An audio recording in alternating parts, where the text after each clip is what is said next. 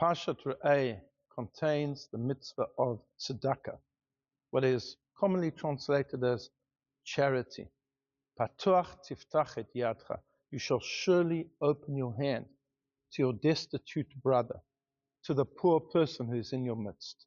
Naton titain lo. You shall surely give it.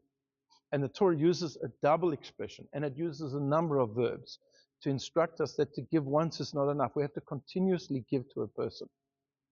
And often people think of charity as a nice thing to do. It's like a nice added extra. You put a few coins in the pushkin, the charity tin, or you see a beggar on the street. But no, it is not just a nice thing to do. It is one of the mitzvot of the Torah. It is one of the commandments. No less a commandment than keeping Shabbos, than keeping kosher. And it has to be done in the proper way. And there are many, many details of how to give tzedakah. How much should you give? Well, the Talmud says, quoting our Parsha, Dei Mechzero, whatever the person is lacking. If somebody knocks on your door and they don't have accommodation, and they don't have food, and they don't have clothing, and they don't have education, you have to provide for it all.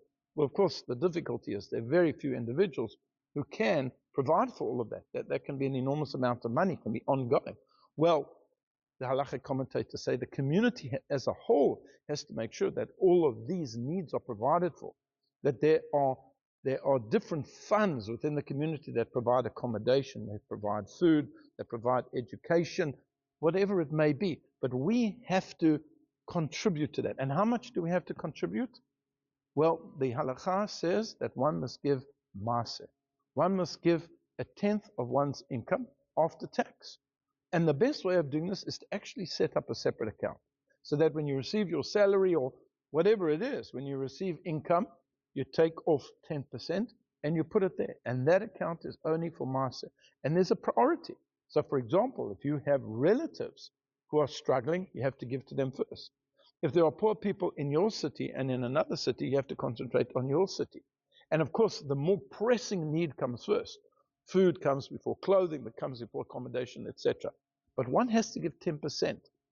And the Vilna Gaon is famous for saying to his disciple, Chaim of Volozhin, that if everybody would be specific, if everybody would be very particular in fulfilling this mitzvah, we wouldn't have to worry that there would be any poor people. Everything would be taken care of. But unfortunately, people don't do it. And yes, it's a big ask. It's a lot of money. But it's an incredible blessing. And the feeling of being able to give is an incredible feeling, to help another person. There's no greater feeling than that. And the Talmud actually said, Tzedakah tatzil mimavet.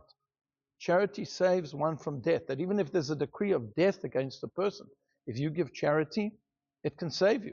We actually say this on Rosh Hashanah and Yom Kippur in our prayers. We in Unatan Etokef, we speak about the awesomeness of the judgment against us.